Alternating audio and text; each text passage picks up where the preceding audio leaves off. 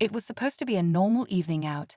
J.D. Vance, the senator from Ohio, had just wrapped up a long day and was looking forward to a quiet meal at a popular restaurant. Nothing fancy, just a place to sit down, relax, and grab a bite. But what happened next took everyone by surprise. As he stepped inside, the atmosphere felt different. There was a tension in the air, almost like the staff had been expecting him, but not in a good way. A hostess approached, but instead of leading him to a table, she hesitated. Then, with a forced smile, she said something that instantly changed the mood. "I'm sorry, but we can't serve you here tonight." For a moment, there was silence.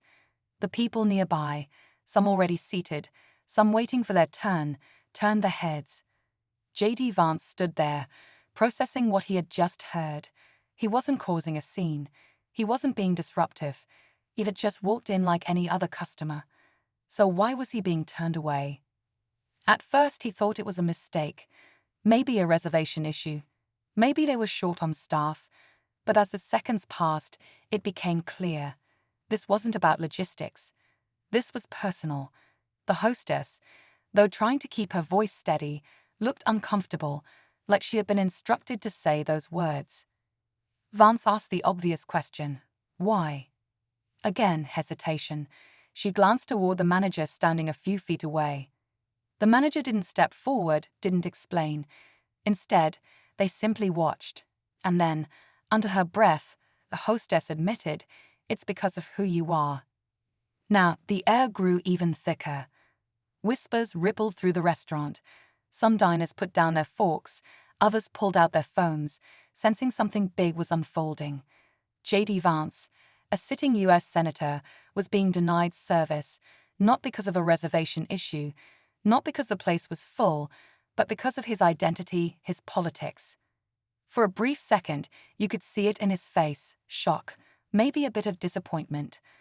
After all, isn't America built on the idea that people, no matter their differences, should be able to coexist, to share a meal without politics getting in the way? But then something unexpected happened.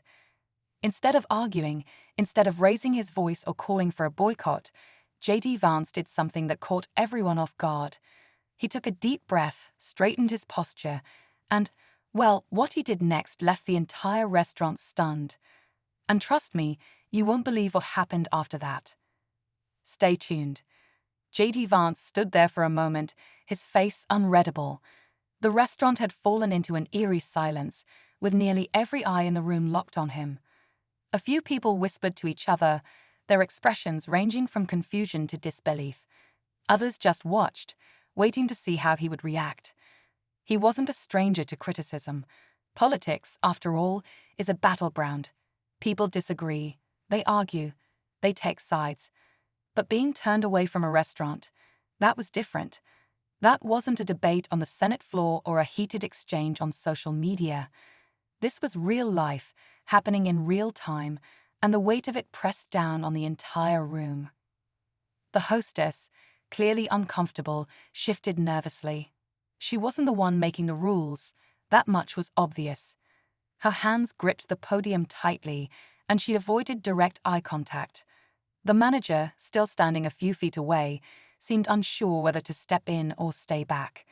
It was as if no one expected J.D. Vance to actually show up that night, and now that he had, they weren't sure how to handle it. Vance finally spoke, his voice calm but firm. "So, you're saying I can't eat here because of my politics?"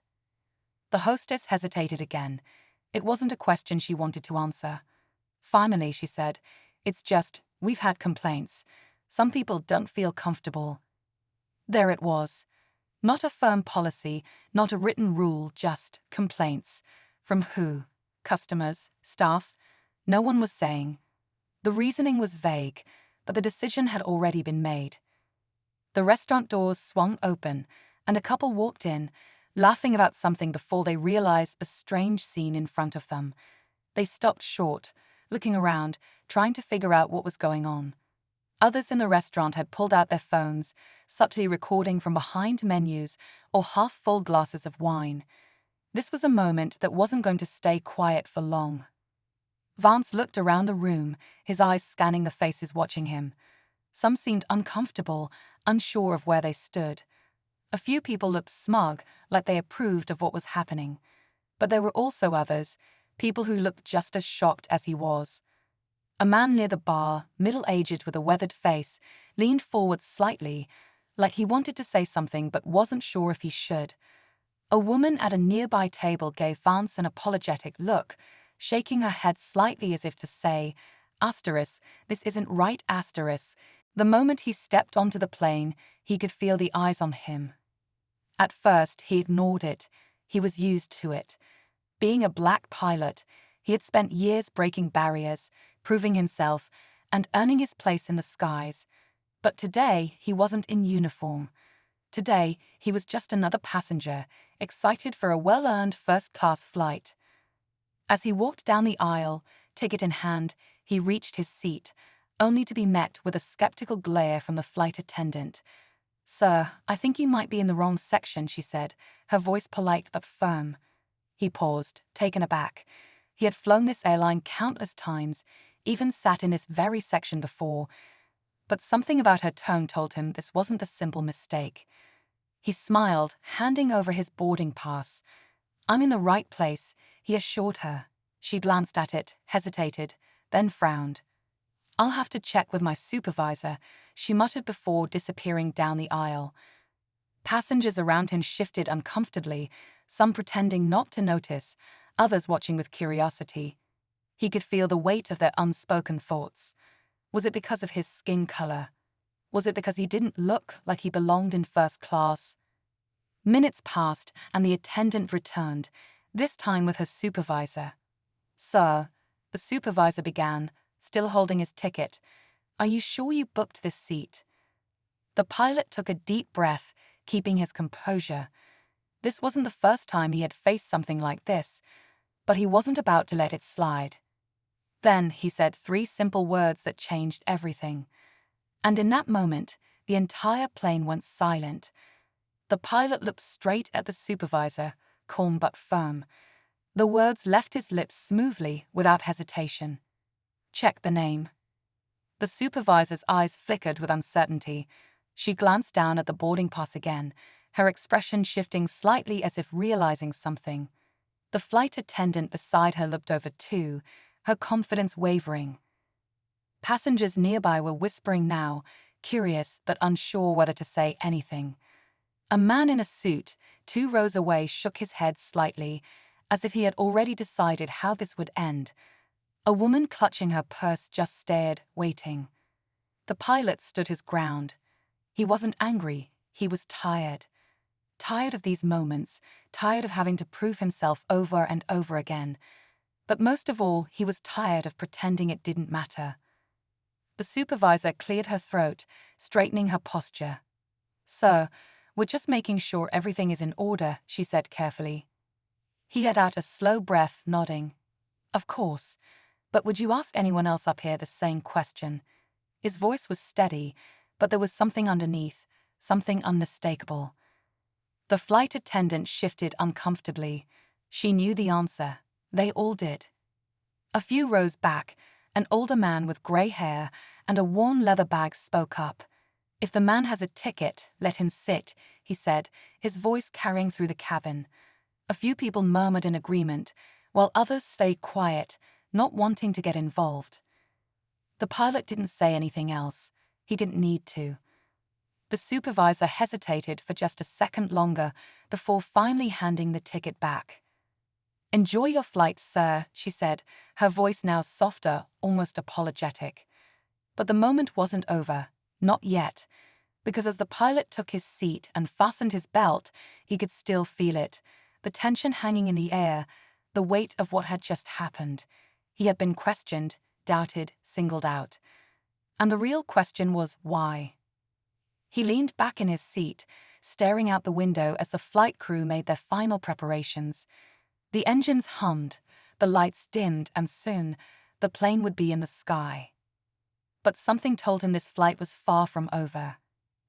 As the plane taxied down the runway, the pilot sat still, his hands resting on the armrests, but his mind was far from relaxed. He had spent years in the cockpit, guiding passengers safely across thousands of miles. But today in this seat, he was just another traveler, one who had been questioned, doubted, and made to feel like he didn't belong. Across the aisle, the flight attendant who had first confronted him was busy with last-minute checks, avoiding eye contact. Whether it was embarrassment or something else, he couldn't tell. A few rows back, the older man who had spoken up earlier gave him a small nod, a silent show of support. The cabin lights dimmed slightly as the captain's voice came over the speaker, welcoming everyone aboard and announcing the flight details. The pilot closed his eyes for a moment, listening to the familiar routine he had repeated so many times. But now, on the other side of it, things felt different. Another jolt of turbulence rocked the plane, but this time it felt different, not just a shake from rough air, but a shift in the energy of the cabin. Passengers exchanged uneasy glances. Even the man in the navy blue blazer, who had been so sure of himself a moment ago, now looked unsure. Reynolds had spent years reading the smallest details in the sky: wind shifts, storm patterns, warning signs. And right now, every instinct was telling him something was happening just beyond that curtain. Then, a sharp voice broke the silence. It was low, urgent. "Sit down," someone said from the front of the plane. Reynolds' grip tightened on the armrests. He could only hear bits and pieces, someone murmuring, a quiet shuffle of movement, but it was enough to put him on edge. He glanced toward the flight attendants still in the cabin, but they seemed tense, distracted, as if they knew something the rest of the passengers didn't. A few seats away, the woman who had recognized him whispered, "Do you hear that?" Reynolds gave a small nod. He wasn't the only one picking up on it.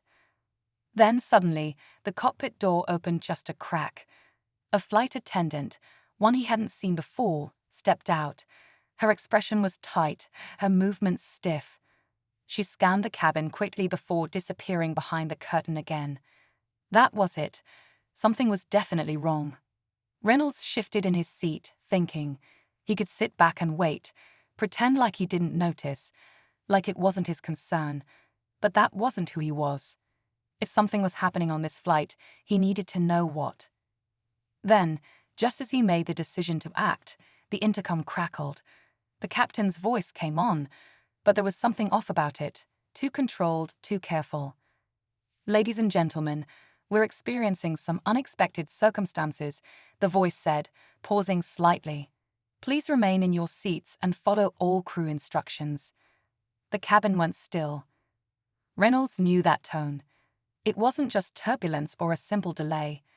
The pilot wasn't just making an announcement, he was sending a message. Something was happening on this plane, and it was about to get worse.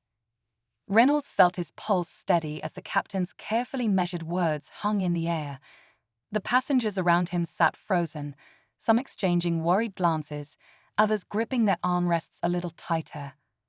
The man in the navy blue blazer leaned in again, this time his confidence replaced by uncertainty. "What do you think is going on?" he asked, his voice lower now. Reynolds didn't answer right away. He was focused on the curtain at the front of the cabin, on the way the flight attendants kept moving with forced calm, on the shift in energy that signaled something beyond just an ordinary in-flight issue. He had been in situations like this before. He knew when a pilot's voice carried something between the lines. Then movement. The curtain parted slightly, and Reynolds caught a glimpse of the flight attendant from earlier, her expression tight, her eyes scanning the cabin like she was looking for someone. A second later, her gaze landed on him. She hesitated, then stepped toward him quickly. "Sir," she said in a low voice, glancing around, "the captain needs you."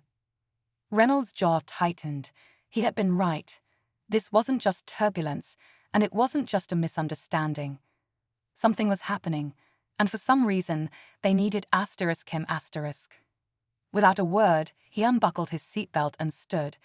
He could feel eyes on him as he followed the flight attendant toward the front of the plane, slipping through the curtain. The moment it closed behind him, the air felt heavier. Inside the small galley near the cockpit, two more flight attendants stood stiffly, and just beyond them, The cockpit door was slightly ajar. The co-pilot, a young man who couldn't have been older than 30, stood just outside it, his face pale. Reynolds stepped closer, and when he peered into the cockpit, his stomach dropped. The captain was slumped forward, motionless. His breathing was shallow, his face slick with sweat. The controls blinked steadily, the plane still flying smoothly for now, but the real danger wasn't turbulence, it was the fact that they were down a pilot. Reynolds turned sharply to the co-pilot. What happened? He said he wasn't feeling well. The co-pilot stammered. Then he just collapsed. I don't know what's wrong. He swallowed hard. I can fly, but I've never landed a plane this size alone. Reynolds didn't need to think. His training took over. I can. The co-pilot's eyes widened. Wait, you're really... Reynolds was already stepping forward, settling into the captain's seat like it was second nature. His fingers flew over the controls, checking the instruments, adjusting the flight path. The plane was still steady, still on course, but without an experienced captain, things could go wrong fast. The man in the navy blue blazer gave him a slow nod. The woman who had recognized him before smiled. And as Reynolds walked down the aisle, heading for the exit, he overheard a passenger whisper. He was the one flying the plane. Another voice answered softly, filled with quiet awe. Yeah, and we made it because of him. Reynolds didn't say anything. He didn't need to. Because in the end, he hadn't needed to prove himself with words. He had done it the way he always had, by doing what he did best.